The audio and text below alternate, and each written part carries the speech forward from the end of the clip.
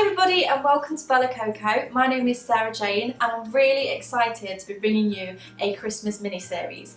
Over the next few weeks I'm going to be showing you how to make some decorations for your table, for your Christmas tree, and giving you some super easy gift wrap ideas. If you're new around here, then make sure that you subscribe to keep up to date with all of the latest videos. This week I'm going to show you how to make some really cute crochet ribbon, which is a really nice alternative to paper. I'm also going to show you how to make a little name tag, which is really easy to customise by adding an initial to them or whatever you want really. So I hope you enjoy. For this tutorial you will need your selected yarn, you will need a 5mm crochet hook, a pair of scissors and a darning needle. For this tutorial you want to start off by making a magic circle. Now if you're unfamiliar with how to do a magic circle, I shall leave a link in the description box below of how you can do this, which gives you a step-by-step guide to doing it. But if you do know, then go ahead and do your magic circle, and I want you to begin by chaining three chains. You want to just pull this circle a little bit tighter just so you can work around in this very centre circle.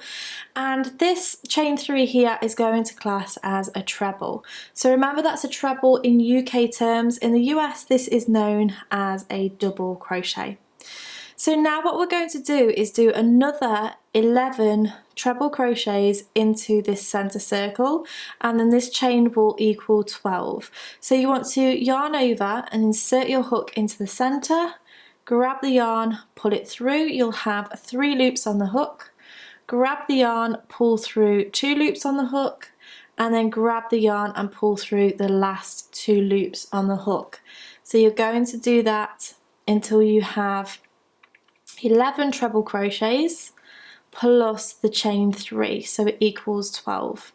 So go ahead and work those stitches and meet me back when you've done, and I'll show you what to do next. So once you've done your 12 stitches, this is what your work should be looking like, and then this is the really cool part. So you're going to make this into a circle. You're going to take this loose thread here and grip onto your last treble crochet, and then just pull that nice and tight, and you'll see that it just really cinches in that very center circle. And then what we can do is we can do a slip stitch into the top of that chain 3 from the first round. So you're going to insert your hook here, and then you're going to grab the yarn and pull through, and that makes your very center circle. So now what we're going to do is we are going to work into the gaps of these stitches, just like this, and we're going to do a double crochet. So in the US this is known as a single crochet. So first of all what we're going to do is going to chain 2, and that's going to class as our first double crochet, and into that same space just underneath where we've just done that chain, you're then going to do your double crochet. So straight into that space, grab the yarn and pull it through, you'll have 2 loops on the hook, and grab the yarn and pull through both loops on the hook. So that is just into that center space. We're now going to go into the next space and do 2 double crochets into that very same space, and this is what we're going to do all the way around. So 2 double crochets into each space. So go ahead and do that all the way round. You'll end up with 24 double crochets, including that original chain 2 that we did. And once you've met yourself back at the beginning, come back and I'll show you what to do next.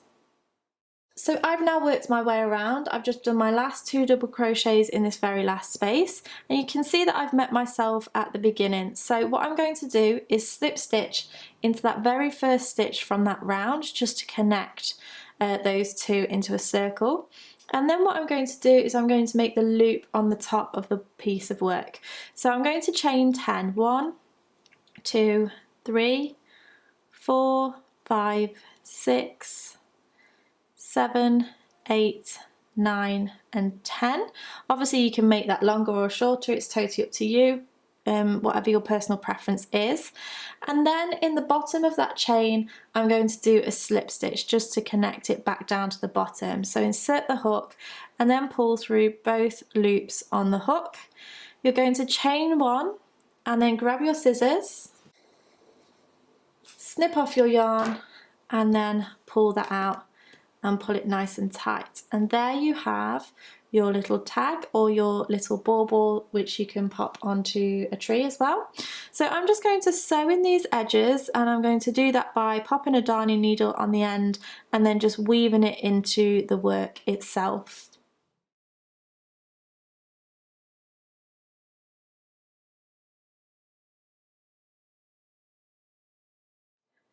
So now obviously if you want to customise your tag with an initial, what you want to do is take a good amount of yarn on a darning needle, and it's just a matter of playing around with this to get it right and to how you look. So if I do an A, for example, most importantly you want to make sure that you are catching the threads within your actual yarn itself, just to make sure it stays in place.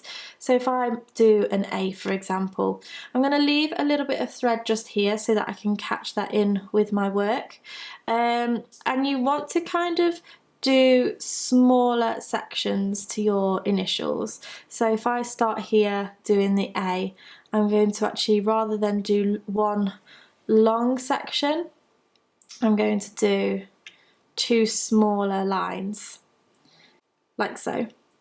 If you've never done any sort of embroidery or cross stitch before, it just takes a little bit of practice.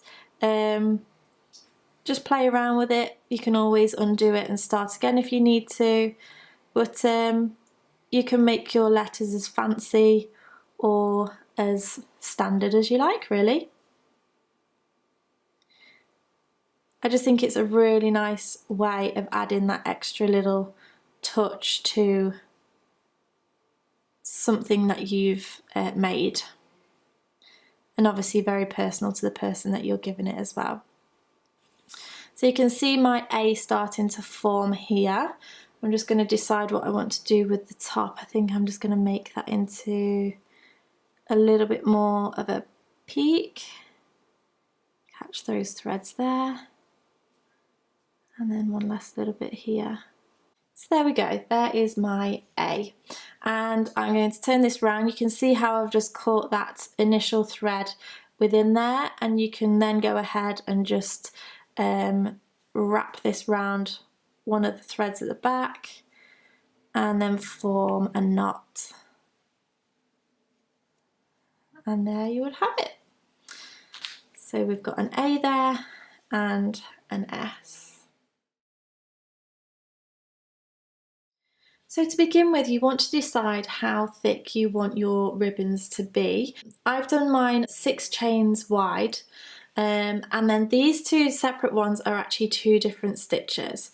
So on this one here I have done a half treble, and then on this one here I've done a treble. So it just makes the gaps in between slightly smaller the smaller stitch you do. This one I've done as a long piece, and then this one I've done as a piece that wraps all the way round a box. So you can do whichever method you like. This I'm actually going to tuck into the top of a box, which I will show you a little bit later. So today I'm going to demonstrate the half treble look, but as I say, you can switch this out for whichever stitch you like. You could do double crochet, treble crochet, half treble, just give it a go with different looks and see how it turns out, but it almost turns out looking a little bit lacy, which is really nice. So go ahead, grab your hook and let's get started. So you want to begin your project by creating your slip knot, and you can do this in whichever method you prefer. And then we're going to start off by chaining the width we want the project to be. So I want my ribbon to be fairly slim, so I'm going to chain 6 to begin with. 1, 2, 3, 4, 5 and 6. So that is roughly the width of what mine's going to be. I'm then going to pinch this last stitch here just so I remember where my 6th chain is, because sometimes people do forget, and I'm going to go ahead and chain 2 to begin with. And this is going to take the height of my stitch up to the height of a half treble. Now what I'm going to do is I'm going to yarn over and insert my hook into that 6th chain and yarn over and pull through. You'll have 3 loops on the hook. Now because we're doing a half treble, which is known as a half double in the US, we're going to yarn over and pull through all of those loops on the hook. And we're simply going to do that for the rest of the loops remaining on this chain. So yarn over, insert into the next chain, grab the yarn, pull through. You'll have 3 loops on the hook, and then grab the yarn and pull through all 3 loops. And then again, pull through all 3 loops. So go ahead and work your way to the last stitch or last chain that you've chained. If it's longer, it might take a little bit more time for you. So go ahead and pause the video if that's the case. But if you're ready to move on now like I am, we can go ahead and do that. So this is what your first chain is going to look like, your first row. Now what we want to do is chain 2 and turn the work. Now we're going to make this into like a straight piece of work, so we want to work into the tops of both loops just here. Now this chain isn't actually going to class as one of our stitches, so we're going to do 6 stitches all the way across. So if you're ever unsure about what loops to work into first, start on the end and work your way back. And please remember that this chain from the last row is actually classing as a space. So we've got 1, 2, 3, 4, 5 and 6. So we're working into this very first gap that you see after this chain. So again, you're going to do exactly the same stitch as you've done before. So if it's the half treble, you'll repeat what we've done, or if you've done another stitch, go ahead and do that. And you're going to work your way to the end of that row. So I'm at the end of this row now, and as I mentioned before, you really want to make sure that you are going into that very last stitch. So inserting your hook and creating that last stitch. So what you'll find is that you'll have 6 of your stitches plus the chain that you did. Now if you are doing a treble crochet, I would suggest that you chain 3 at the beginning rather than a chain 2. And this is what you're going to do across the whole of your work. So obviously, depending on what size your gift is, what box that you're doing, you're trying to make your ribbon for, will depend on the length that you want to do. If you are wrapping it around the top of the box, like I'm doing with this particular one, then you just want to measure how wide the box is and then how much you need additional in order to tuck the ribbon around the box lid. Or if you're wrapping it all the way round, just keep grabbing your box and making sure that it does loop. I would suggest making it a little bit smaller if you are wrapping it around a box, just because this will stretch and it will sit nicely on the actual box itself. But I'm going to go ahead and add additional rows to this to the length that I want, just as you want to, and then I'll come back when I'm tying off just to show you how to do that, and I'll show you how I'm going to attach mine to the box.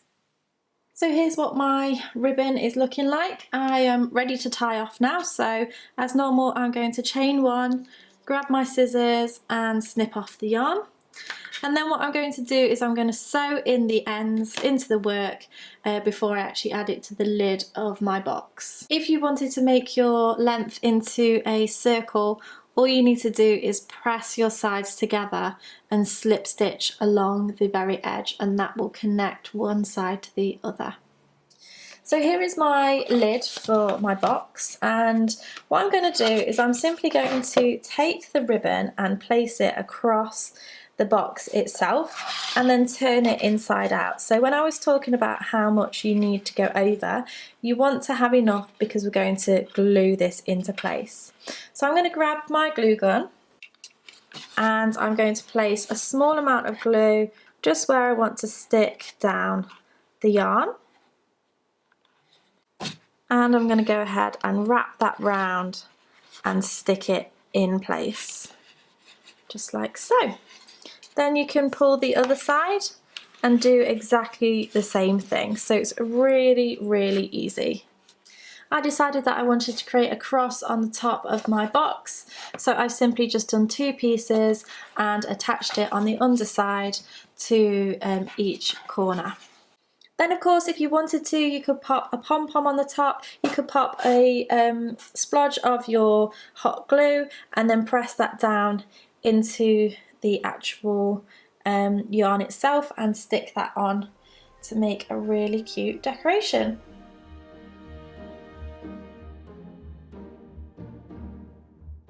Okay, so there you go, that is how you make your ribbon and your gift tag. I really hope that you've enjoyed this tutorial. Make sure that you go back and check the other 2 videos in this series that I've done already, and come back next week because I'm going to be showing you how to make some napkin holders. If you like this video, make sure you give me a thumbs up, subscribe to keep up to date with any of my latest videos. Thank you so much for watching, and I shall see you again next time. Bye!